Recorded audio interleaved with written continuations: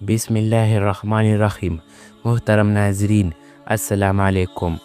ایک ایسی شخصیت جو نہ خود نبی تھے نہ کسی نبی کے پیروکار، اس کے باوجود وہ خدا تک پہنچ گئے۔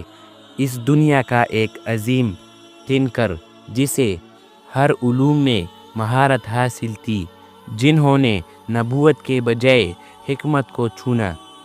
تاریخ کا یہ مشہور حکیم کون تھا؟ اس نے حکمت کو نبوت پر کیوں ترجیح دی؟ آج اس ویڈیو میں ہم حضرت حکیم لقمان کی ان باتوں کو جانیں گے جو آپ نے اس سے پہلے کبھی نہیں سنی ہوگی۔ 3 شخص ایسے ہیں جن کا ذکر خیر ان کے نام کے ساتھ قرآن مجید میں آیا ہے اور جو نبی نہیں تھے: حضرت لقمان علیہ السلام، حضرت طالوت اور حضرت ذوالقرنین۔ ان میں سب سے بلند درجہ حکیم لقمان کو حاصل ہے، اس لیے کہ ایک مکمل سورہ لقمان حضرت لقمان کے نام سے موجود ہے۔ اس سورہ کا نام دوسرا رکوع حضرت لقمان کی نصیحتوں پر مشتمل ہے۔ آپ کی نصیحتیں اللہ کو اتنی پسند آئی کہ اللہ نے انہیں قرآن مجید کی آیتوں میں اتار دیا۔ حضرت لقمان نے فرمایا: اے میرے بیٹے، اللہ کے ساتھ عبادت میں دوسروں کو شریک مت کرنا۔ بے شک اللہ کے ساتھ دوسروں کو شریک کرنا گناہ ہے۔ اے میرے بیٹے، چاہے کوئی عمل رائی کے دانے کے برابر کسی چٹان میں یا پھر آسمان و زمین میں کسی بھی جگہ چھپا ہو، اللہ اسے تمہارے سامنے لے آئے گا۔ بے شک اللہ بڑی حکمت والا اور ہر شے سے واقف ہے۔ اے میرے پیارے بیٹے، نماز ادا کیا کرو، نیکی کا حکم دو اور برائی سے روکو۔ جو کچھ بھی تمہیں نیکی کے راستے میں بھگتنا پڑے، خندہ پیشانی سے برداشت کرو۔ بے شک یہ وہ عہد ہے جس کی تمہیں پاسداری کرنی ہے، اور لوگوں کے سامنے اپنی ناک اونچی مت کرنا۔ زمین پر کبھی اکڑ کر مت چلنا۔ بے شک اللہ تعالیٰ کسی مغرور اور شیخیاں بگاڑنے والے شخص کو پسند نہیں فرماتا۔ اپنی رفتار معتدل رکھو اور اپنی آواز نیچی رکھو، کیونکہ تمام تر آوازوں میں سب سے بدترین آواز گدھے کی ہے۔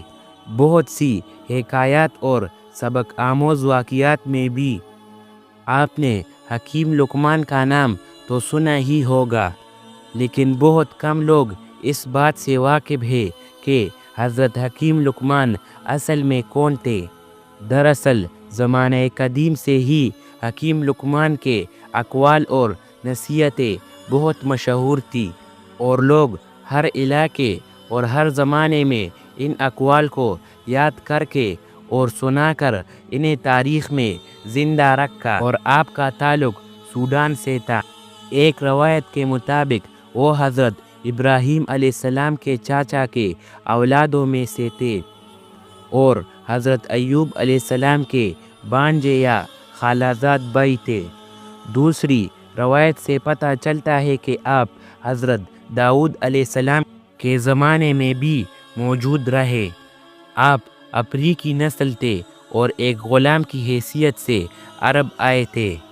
روایت میں آتا ہے کہ آپ شکل و صورت کے اعتبار سے اچھے نہیں تھے، یعنی عموماً جیسے افریقی لوگ سیاہ رنگ کے چھوٹے قد کے ہوتے ہیں، آپ کی ساخت بھی کچھ اسی طرح تھی، لیکن آپ حکمت و دانائی کے سمندر تھے۔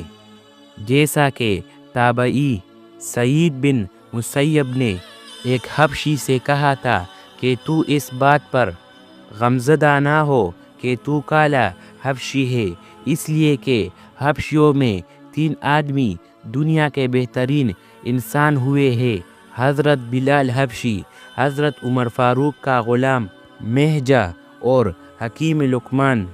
روایتوں کے مطابق حضرت لقمان نے حضرت داؤد علیہ السلام کا زمانہ پایا تھا اور بنی اسرائیل میں قاضی بھی رہے۔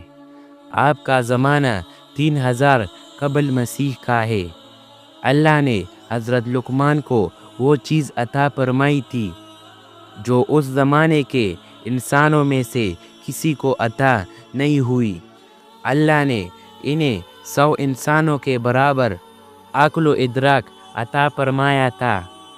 حضرت لقمان کے متعلق لکھا گیا ہے کہ اللہ نے انہیں جڑی بوٹیوں میں خاصیت کا علم بھی عطا کیا تھا۔ حکیم لقمان نے علم طب یعنی میڈیکل سائنس کی بنیاد بھی رکھی تھی۔ حکیم لقمان اپنے ارد گرد کے فطرت کے مظاہر کا بغور مطالعہ کرتے رہتے۔ جانوروں اور پودوں کو دیکھ کر اللہ کے قوانین کا مشاہدہ کرتے اور اس چیز تک عقلی رسائی کی کوشش کرتے کہ ان تمام تخلیقات کی بنیاد کیا ہے اور ان کا مقصد کیا ہے۔ آپ ایک دن درخت کے نیچے لیٹے ہوئے تھے کہ آنکھ لگ گئی۔ خواب میں ایک فرشتہ ان کے پاس آیا اور انہیں خبر دی کہ اللہ آپ کو حکمت یا نبوت جیسی دولت سے نوازنا چاہتا ہے، تو آپ حکمت کو پسند کرتے ہیں یا پیغمبری کو؟ حضرت لقمان نے حکمت کو چنا۔ جب وہ بیدار ہوئے تو انہوں نے اپنے ذہن میں تیزی اور وسعت محسوس کی۔ ان کے ذہن میں غیر معمولی طریقوں سے سوچنے کی صلاحیت آ گئی تھی۔ وہ ہر شے کو دیکھ کر اس کی روحانی کیفیت تک پہنچ جاتے تھے۔ آپ نے اپنے رب کا شکر ادا کیا اور اس نعمت پر اللہ کی حمد کی۔ اسی دوران بدقسمتی سے حضرت لقمان کو ایک قافلے نے گرفتار کر لیا اور انہیں کسی جگہ لے جا کر بطور غلام فروخت کر دیا۔ حضرت لقمان بنی اسحاق کے غلام تھے۔ بنی اسحاق مصر کا ایک اعلیٰ قبیلہ تھا۔ یہ شان و شوکت والے لوگ تھے اور نہایت ہی رحم دل اور اعلیٰ اخلاق رکھتے تھے۔ چنانچہ پورے قبیلے والے حضرت لقمان کو غلام سمجھتے تھے، مگر حکیم لقمان کو عزت کی نگاہ سے دیکھتے تھے۔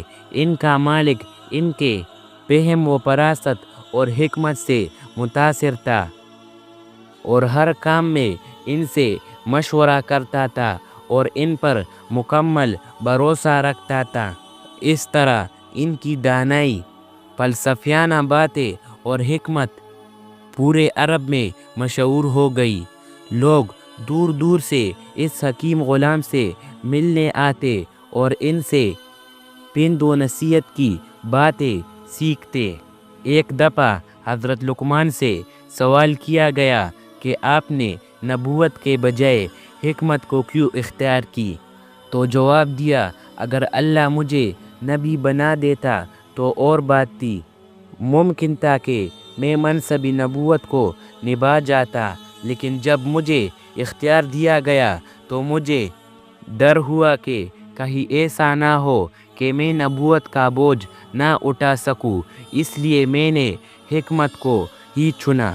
روایتوں کے مطابق حضرت لقمان نے 1000 سال کی عمر پائی تھی۔ آپ نے دنیا کے بہت سارے علاقوں کا سفر کیا تھا اور 4000 پیغمبروں کی خدمت میں حاضری دی تھی۔ آپ نے ان پیغمبروں کے مقدس کلاموں میں سے 8 باتوں کو چن کر یاد کر لیا تھا اور لوگوں کو اسی کی نصیحت کیا۔